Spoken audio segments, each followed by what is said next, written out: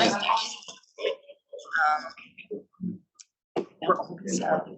I think Good morning, everyone. We are going to start our panel of projects presentations. EMBS 690 students, second year MEM, are going to present them.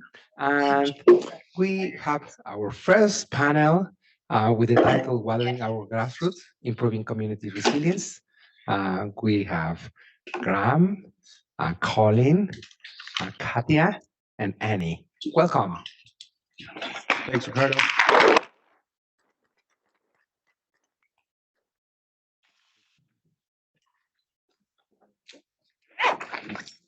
Ricardo, where are you? I can advance. I think you might just have to click the screen once first. Okay. Initiate. Nope.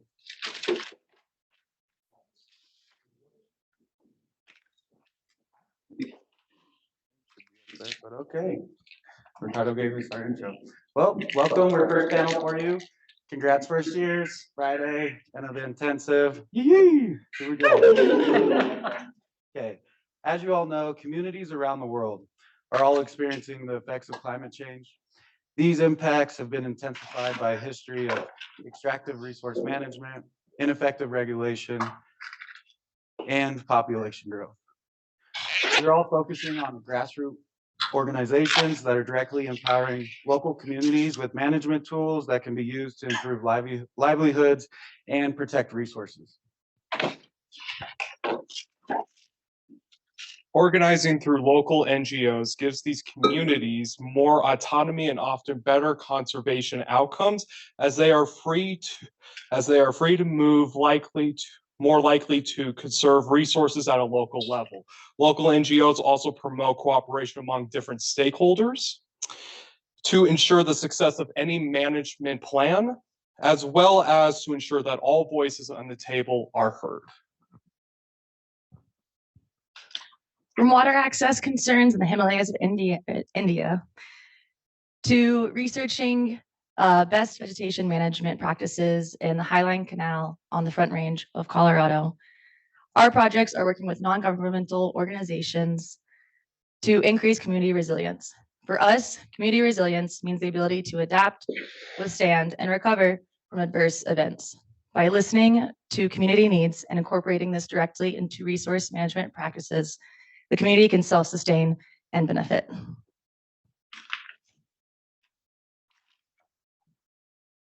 For our projects, this means including diverse stakeholders and those who may have been previously excluded from the decision-making process. Through improving management, protecting resources, we can help our communities build more resilience in the face of climate change. And with that, I'm going to start talking about my project. So I will be documenting spring recharge methodologies in Uttarakhand, which is a state in northern India. And it is in this, oh, is this working? Yeah, so Uttarakhand is right here. And so as you can see, the dark red on that map really shows high to extremely high water stress. And that is because the Himalayan region in particular is currently in the midst of a water crisis.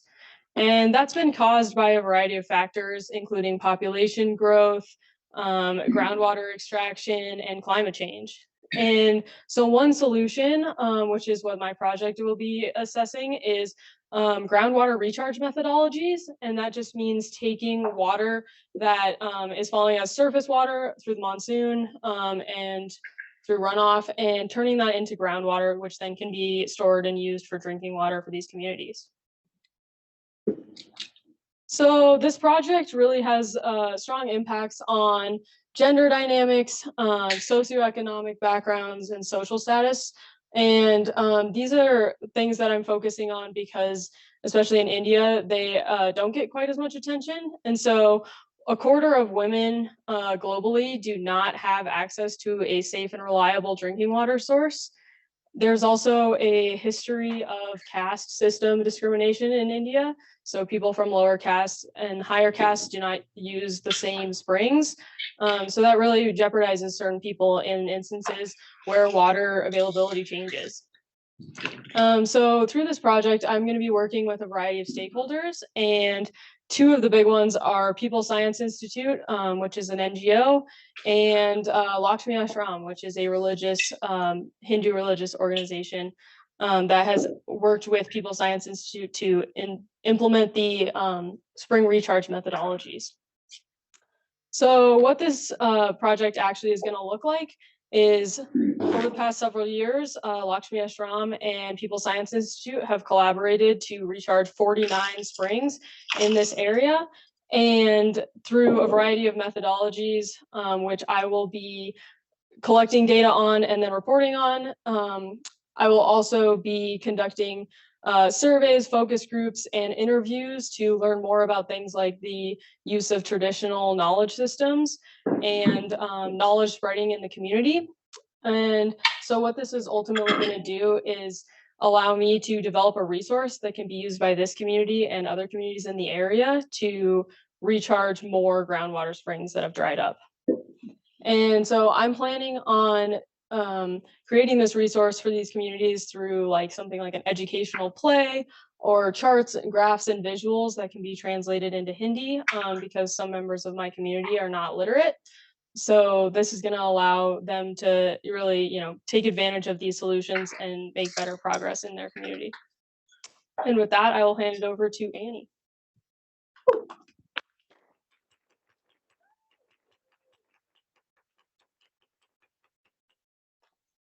Hello, everyone. So my project, I'll be working with the Wildlife Conservation Association in Nosara, Costa Rica. That's located off of the Pacific coast of Costa Rica in the Guanacaste province. And I'm personally connected to this community because I grew up there part-time with my family and still have roots there. Wildlife Conservation Association, also WCA, I'll say from now on, is working to bring research and educate the community to then create sustainable practices in this area. Many communities that are rich in natural resources like Gunnison benefit from that, but also it can be a huge stress as many visitors and residents continually come in stressing those natural resources. Here we're really lucky where we have so many public lands, but there they don't have as much government regulation. So all strategies are community focused. So the main concerns are the need to develop a sustainable development plan, as there's a lot of poor and failing infrastructure, which directly impacts residents and wildlife. So the septic tanks there are very cheap and poorly designed. So they leak bacteria into groundwater and ocean water, which then impacts recreationists and wildlife, like this olive ridley turtle seen in the photo here, as well as habitat loss impacting jungle biodiversity. And there is a lack of capacity in nonprofits to meet this demand as they're underfunded and understaffed. So my project directly works to fix this gap of the community needing a sustainable leader and then nonprofits unable to meet that demand because they're, like I said, lack the capacity. So I'm going to come in and bring and develop a 3-year strategic plan, which helps to identify funding sources and apply for grants, streamline and organize their data collecting processes, like their water sampling, and they have camera traps in the area to increase knowledge about biodiversity, to help bring awareness for people who are developing their dream homes that will ideally inspire them to incorporate tree corridors through private property to allow species like howler monkeys to migrate through. Also, WCA is fully run by volunteers. They have maybe 2 staff members. So they really have a need to develop a better process for onboarding volunteers to create more consistency through the organization. And lastly, I will be working to identify local and global partners so that they can really step up and be not only a leader in their community, but ideally become an international leader and really prove that community strategies can work to find that balance between growth and this attraction for natural resources, with also protecting those natural resources and increasing the livelihoods in that community. And with that, I will pass it on to Graham.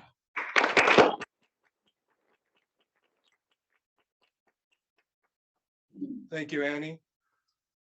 Let me talk to you about my project, the Highline Canal, a historic Colorado landmark that is located in the Denver metro area. The Highline Canal is a 71-mile public trail that is roughly 860 acres, bless you, that is the equivalent of New York City Central Park. It is a man-made canal that was completed back in 1883 with the purpose of transporting water from the western slope to the Front Range farmers during the time of the Homestead historic site during the United States.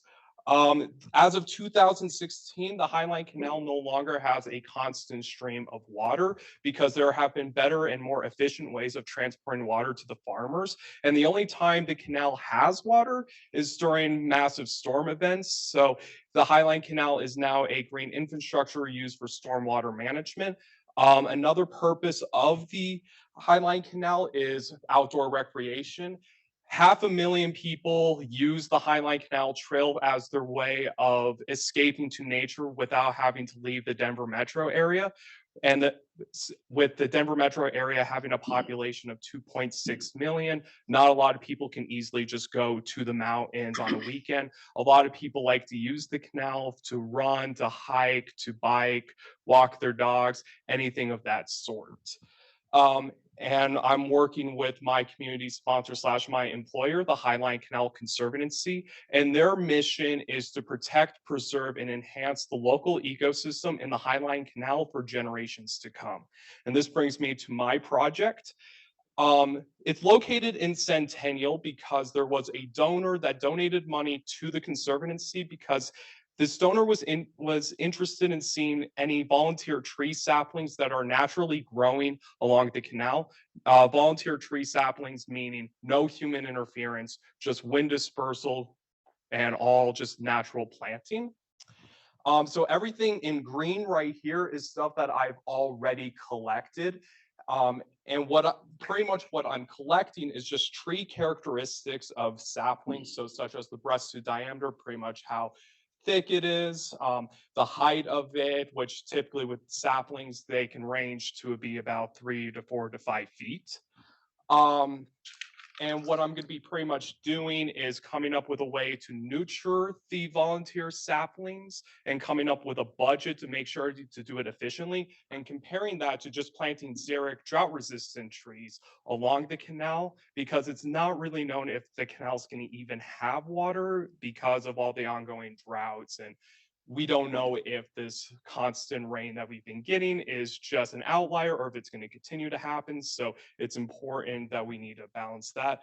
Another tree characteristic that I'm going to be collecting is any adjacency issues. Because this is in an urban area, there's bridges, power lines, fences that I need to take into account when I'm coming up with my best management practices. On top of that, I received grant funding through the Haley Grant to study wildlife by setting up trapping cameras at tree sapling hotspots.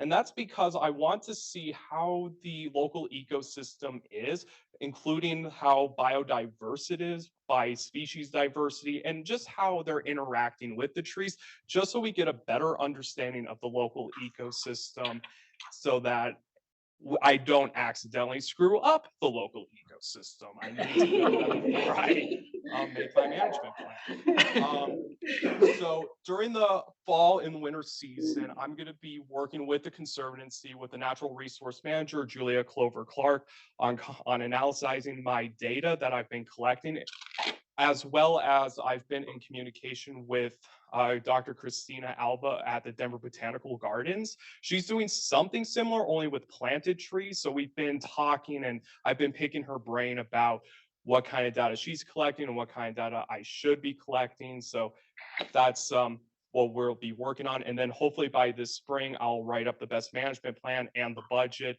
and I'll present that to the Highline Canal Conservancy. And with that, it comes to Colin.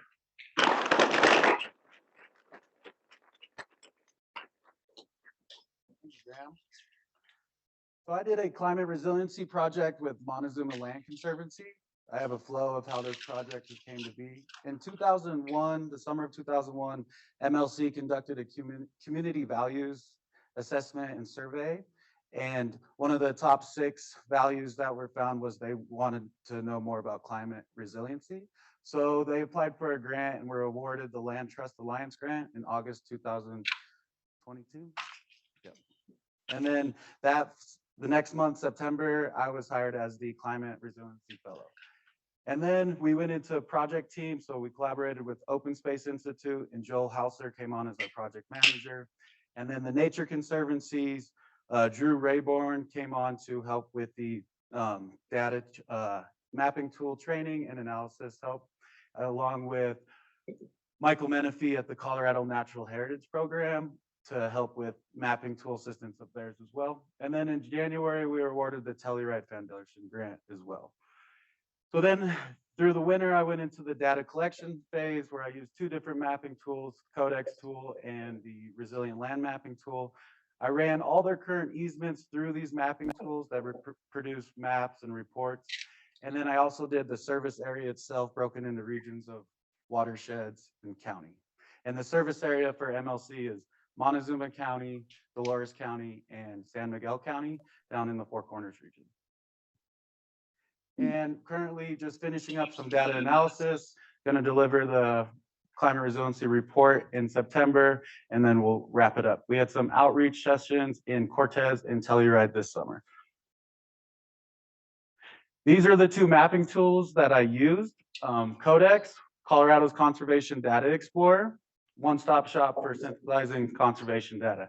Now this produces reports that you can put in project areas, and then it will produce data, anything that has to do with biodiversity, species, anything like that, also wetland data, and produce maps. And it does ROI reports for people that want to use it. Both these tools are free to the public. Anyone can use them. So if you want to hit me up, I'll give some training. The Nature Conservancy created the Resilient Land Mapping tool, and this created their Resilient and Connected Network, the RCN. And this tool, you do the same thing as putting in project areas, and then it will produce reports for you as well. Let's hope these annotations work. Okay, these are from our outreach sessions. One was at MLC's Fozzie's Farm outside of Cortez, and one was in Telluride. Let's see, where's my guy at? There he is. He was in how we do. And then we did Keep It Colorado had a conference in Glenwood Springs in May that we presented at. And then just this week, we did a stewardship circle call talking with other land trusts throughout the state of Colorado. Now, the Telluride newspaper did a spotlight on us to tell us about our project and stuff. And it gave me a reminder when I saw the title of their newspaper, The Daily Planet, and it's something I remind my kids all the time. Well, not my 2-year-old, he thinks he's a wild animal, but my 5-year-old daughter for sure. I remind her this, and I remind all of you in this room, we're all here because we have passion for the environment in some sort of way. And what that makes us, because we're all in this movement for climate action, is that we're all superheroes here. Aww.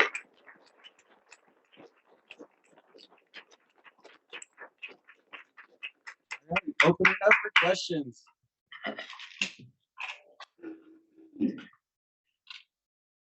Thank you, Andrew. I have a question for Graham. Graham, why is the canal shaped the way that it is? It's very odd. You'd think a canal would be looked like it was designed by humans, and this doesn't. It looks all very irregular. And does that create any challenges for the work that you do? Yeah, great question. So the canal was developed using the flow of gravity because this was back in the late 19th century. There wasn't really that efficient way of creating a canal at that time. So using the flow of gravity, and that's from my 5-minute Google search of what highline means, it's pretty much using your flow of gravity and the flow of water to go to the Front Range. At that time, and I should also preface this by saying that the Highline Canal was developed by 3 entrepreneurs. It wasn't developed by any state or NGOs or anything like that. It was developed by 3 entrepreneurs who were just trying to make money and trying to transport water to farmers. And they decided, you know what, this will yield the best results. And yes and no, it works, but it doesn't work. But I definitely see it's definitely weird. Another cool thing about like the whole trail development is it was developed before the Denver streets were created. So city planners, especially at that time, had to develop Denver around the High Line Canal. So it's a very historic trail. It was around even before Denver streets were even a thing. So the reason why it's weird was at that time, the three entrepreneurs were trying to yield the most water to the most farmers so that they can make the most money. And as a result, Denver just kind of maneuvered its streets around it. But yeah, thank you.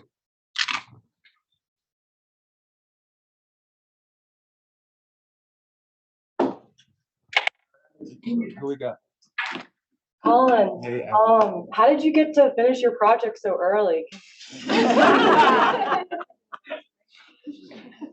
I'm a dad, so I multitask.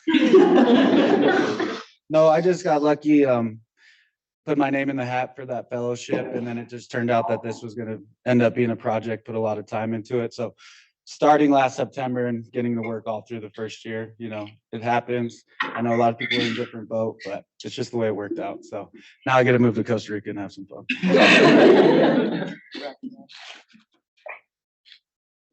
Sally? Annie and Katya, you're doing international projects. How much time will you spend in each of the two areas, Costa Rica and India, to do your project? Yeah, thanks, Sally. So first I'm going to say that also Katya and I were inspired by classes that we went and attended internationally. So we both went to the Costa Rica and India course through Western. So I think that was a great opportunity to kind of get us brainstorming about project ideas. I'm going to be mostly remote and then go to Costa Rica for a month. And then Katya can answer. Yeah, I will be in India for about 2.5 months, and then the rest of the time I'll be working remotely.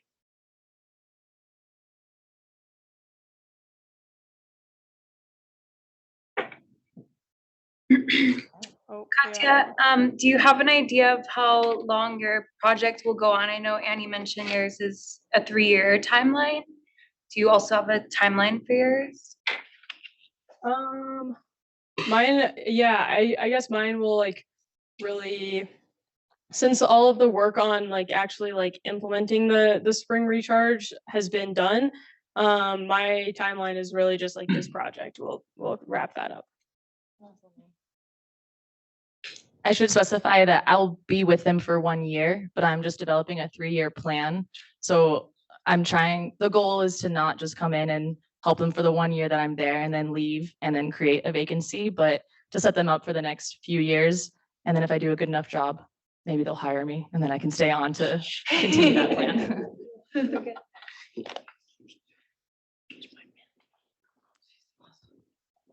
you need help and know Sarah, I need to talk to you. I know somebody who works in sustainability who needs a job there. So, What is your name? Ruth Haley. Great, Haley. Let's chat later.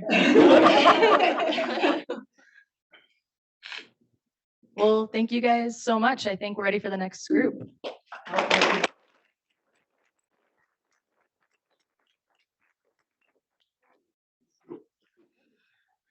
Isn't that Future Bear? Okay, thank you very much, everyone.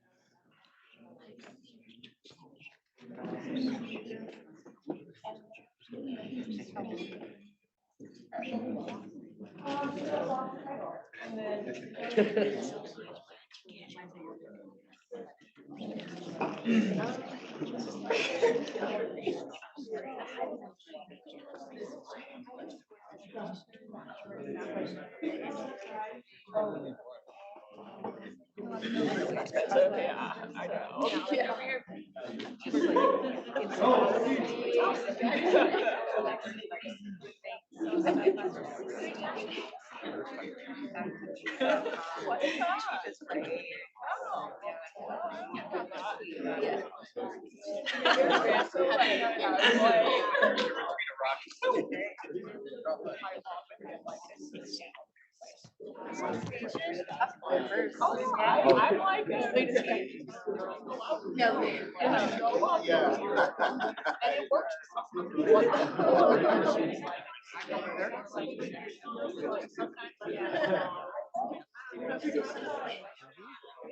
Okay, we continue with our next group, water, wildlife, waste, mitigation on public lands. We have Ali Aldrich, we have Jules Lovino, we have Matthew Berna, and our friend, 1,800 acres. and, oh my God, All. yeah, and Paul Rivera. Yeah, Paul Rivera. Welcome them, and the floor is yours. Hello, everyone. So our project is, or introduction is water, wildlife, waste, mitigation on public lands. So my name is Paul Rivera. I am a Great Outdoors Colorado Fellow. I also work with Center for Public Lands. My background starts with my undergraduate degree being in fish, wildlife, and conservation ecology from New Mexico State University. Here I was able to get experience in many different fields such as algae coloring and captures, mountain lion captures and coloring, mixing gravel, puppy vaccinations, chronic waste and disease checkpoints, duck banding and sampling, as well as many other avian and mammal projects. My background will help me identify factors and areas of conflict on highways here in the Gunnison Valley, where wildlife migration is coming in conflict with vehicles.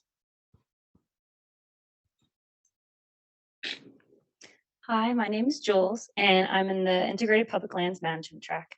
My background is a Bachelor's of Science in Wildlife Conservation and Ecology. I'm also a fellow for the Western Alliance for Reclamation Management. My project will combine both of these passions by collecting data on carnivore use of abandoned mines using camera trapping methods.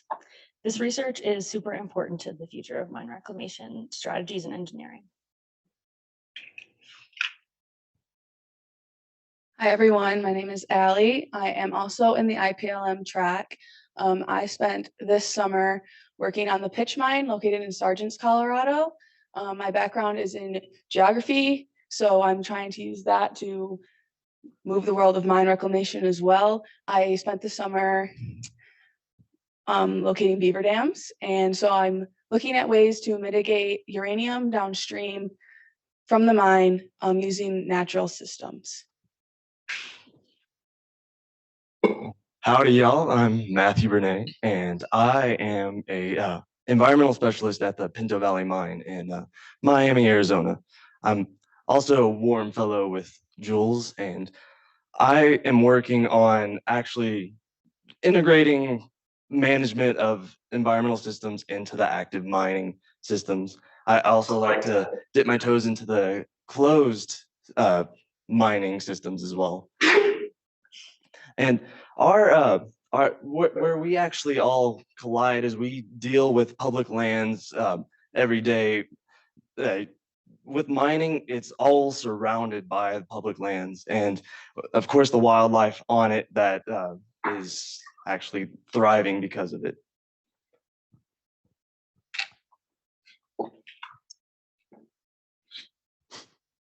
So for my Master's Environmental Management project, it is a collaboration with Colorado Parks and Wildlife, CPW, Colorado Department of Transportation, CDOT, to create a protocol to identify roadkill hotspots while also collecting roadkill data in the Gunnison Valley. CPW, CDOT, and Colorado State Police already have a survey that they currently use. The problem with this survey is that it is not user-friendly. It only works whenever you're in cell phone service and leaves many wildlife collisions, WVCs, not being accounted for. Residents CDOT will only remove animals that are touching pavement. Other animals, oftentimes roadkill, will not be touching pavement, therefore will not be accounted for. As we all know, Gunnison Valley has seen a major increase in vehicle travel, annual average daily travel, which is AADT. And from 2013 to 2021, there has been a 29.67% increase in AADT. I will also be looking at areas in the Gunnison Valley that have high wildlife vehicle collisions. Areas of highway that I will cover will be from Highway 50, Sargents on the east side of the valley, to the west side of the valley at Blue Mesa Reservoir at mile marker 131. And Highway 135 from the intersection of Main Street and Highway 50 to the turnoff to Taylor Reservoir in Almont. Our protocol is going to be driving the roads as described as before, with a partner. Surveyor 1 will be the driver, and Surveyor 2 will be the observer. The driver will be driving on the shoulder of the road with the flow direction of traffic at 30 miles per hour to start. Well, the observer will be looking on the side of the road for wildlife mortality or other key indications that something might have been hit, such as car parts on the highway or blood skid marks. When a mortality is observed, observers will stop, exit the vehicle, mark area on survey 1, 2, 3 with coordinates, conduct a complete survey and gather information on the animal, such as species, sex, appropriate age, general area where it was hit, making sure that the mortality was from a vehicle and not from starvation. Once the survey is complete, surveyors will mark the underside of the animal or whatever is left with a spray paint mark so the animal is not accounted for in future surveys. The protocol will be experimented with different speeds, observers to ensure no observational biases are being conducted, as well as find weaknesses and strengths in the survey. As you can see here, this is Gunnison Valley, Gunnison's in the middle. These stripes are migration corridors. This is Highway 50, this is 135 going up to Almont. This is Winter Range, all in the blue. And the lines are migration paths. So as you can see, they're all over the highways in the wintertime. So my project will be mainly in the wintertime, and all animals come down into the valley.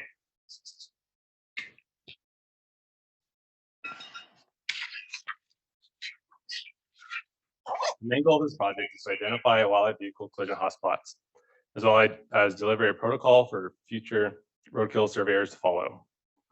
Trying to see where the hotspots are on these highways and where wildlife vehicle collision is happening. I will be overlaying my survey points at the end of the season with a migration heat map to see if mortality is occurring at these migration corridors or are they occurring in a different spot. The data will help CPW and CDOT determine where in the future we should put wildlife overpasses and underpasses. And I'd like to give a special thanks to Kevin Blecka, the CPW terrestrial biologist, for aiding in the development of this project.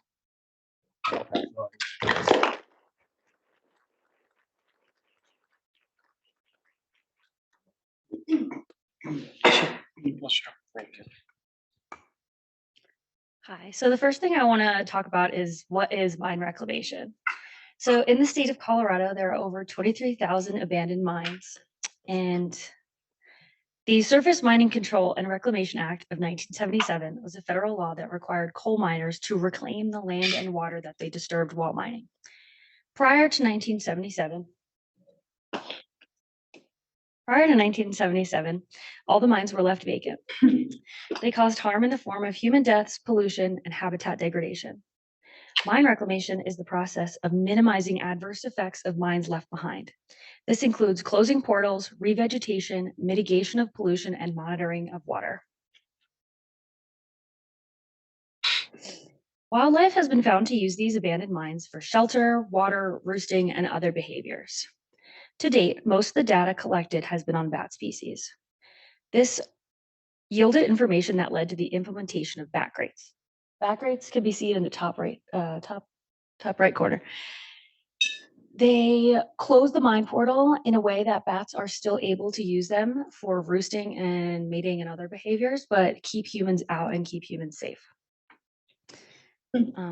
29 of the 45 bat species in Colorado have actually been found to use the abandoned mines because most of their habitat has been destroyed. My project will collect data on carnivore use of mines using camera trapping at various sites. My project is partnered with the U.S. Forest Service. The goal is to obtain data that will be useful for future mine reclamation engineering and to identify carnivore visitation patterns during the fall season. The camera traps will be placed for approximately 30 days. Then I will be analyzing the photos using time-lapse software. In this data, I will be searching for patterns. For example, does visitation increase or decrease during the night? Once these connections are drawn, I plan to present them in the form of a scientific paper. I'll be presenting these findings to the acting wildlife biologist at the U.S. Forest Service in the GMUG region of Colorado. This research is super important to the future of mine reclamation. It could ultimately lead to further research on carnivores in mines and new reclamation strategies. I'd like to thank the MEM community and my mentor, Sally Thode, and the U.S. Forest Service for all of their support so far.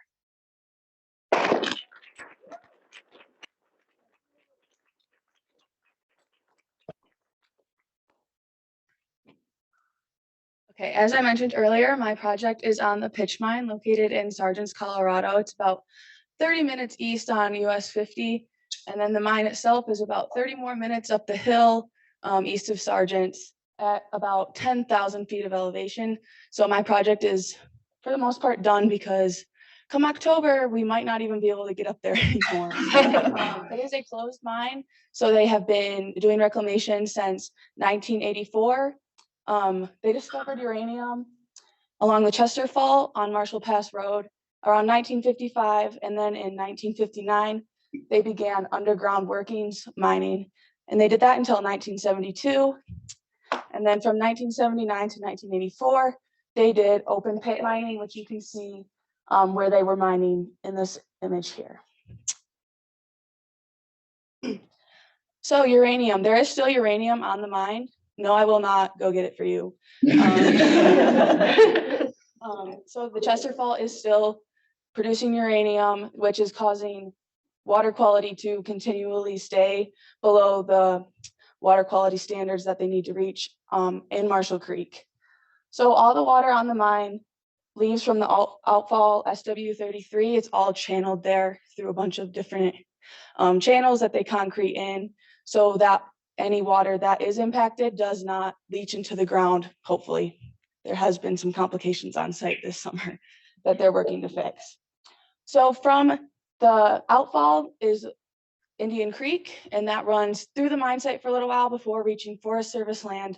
And then it converges with Marshall Creek, which then flows into the town of Sargents. And Sargents is very small. There's not that many people that live in Sargents, but it is important to make sure that they are getting water that is not going to cause them to be sick. So my project looks to solve how can we meet uranium water quality standards downstream. So to do this, I have 3 different parts of my project. The first part has to do with beavers. Beavers are the coolest animal in the world, in my opinion.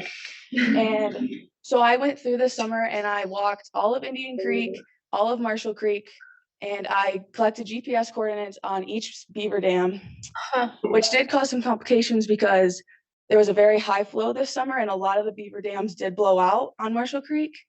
So we're still trying to decide how we're going to tackle that. But so I'm going to put all of that information into maps. I'm looking at doing maps that show active beaver dams versus inactive beaver dams. And hopefully this will lead, shameless plug, if anyone wants to get into mine reclamation, hit me up because there's a lot of future opportunities on this mine. Looking at how these are trapping uranium in the beaver dams as the water spreads through the system. And then I'm gathering a little bit of population data so that we can just see where the beavers are. And hopefully they can rebuild some of the broken dams this summer and into next. And then the next part is I assisted with water sampling all summer. So we do monthly water sampling at SW33, as well as there's probably 60 sites on site that we sample, well water, surface water. And then down Indian Creek, there's a few spots that we sample, and then Marshall Creek. And we also sample 5 to 10 houses in Sargents from their wells just to make sure that those are not infiltrated with too much uranium as well. And then finally, I am developing a stakeholder presentation that can be used by Barrick, the company that I'm hired under, to present to just everyday people, county commissioners, ranchers, the town of Sargents, the town of Gunnison County, Sargents, Saguache County. So I did this over their water management alternatives analysis, which is a 132-page, very, very dense report that identifies and evaluates the feasibility of site-relevant alternatives to improve water quality on the pitch mine. That was very hard to condense into a 10-minute presentation that can be presented to the general public. But I did it. And with that, I'll turn it over to Matt for his work in Arizona.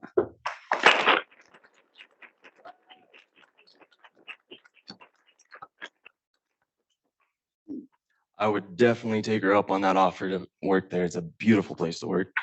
All right, let's talk about active mine environmental management. In my daily work on the Pinto Valley mine, I find a lot of very iffy environmental issues.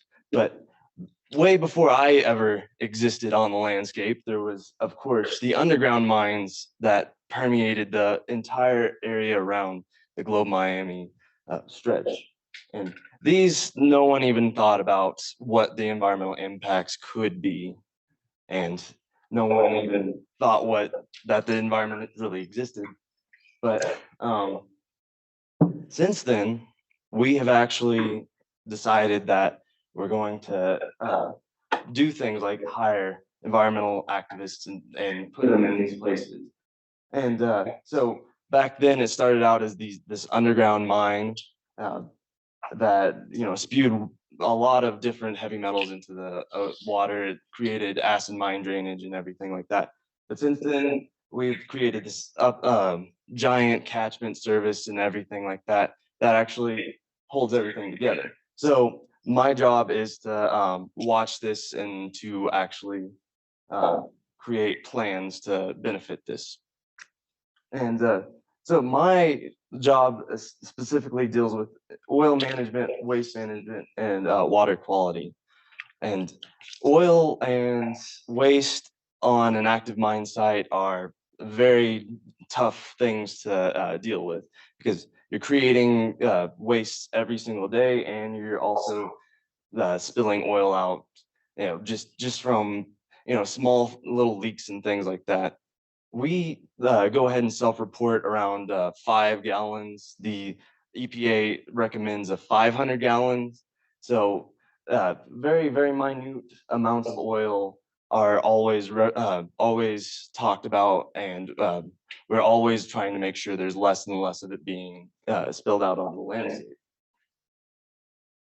And where I come in is I'm creating spill prevention plans to actually negate the effects of this, because you've got all these large vehicles moving around the landscape, and they're always in the field working hard, and you're going to eventually have a leak. And it's a lot easier to deal with it before it soaks into the ground, rather than keeping it from soaking into the ground, rather than doing the cleanup that I have to do most of the time. I have to bring out a contractor, which wastes money on something that could be easily prevented. And I have been doing site-wide inspections the entire time I've been on site, just going around and actually being in the field where most of my colleagues can't be, and seeing what is the worst possible, where is the worst spills happening, how can we fix that, and where we need to focus our efforts on. And that's where these spill absorbent kits come in, these spill pools, things that you can easily bring with you on a large dozer, a large haul truck, a large fuel truck, that kind of thing. And then with the other side of my job, I deal mostly with waste management on this, which would be recycling, creating more recyclables, because every single person that goes out and works in the mill definitely drinks 2 monsters a day. You can tell the high energy these can be. But no one has actually created a recycling program on site. We have all the bins for it. It's just a matter of actually incentivizing and bringing people to the realization it's super easy to recycle. Just throw it in a bin that's beside the trash. And then the thing about it is the departments are of course, more interested in making money. They are only trying to do as much waste mitigation as needed, and that means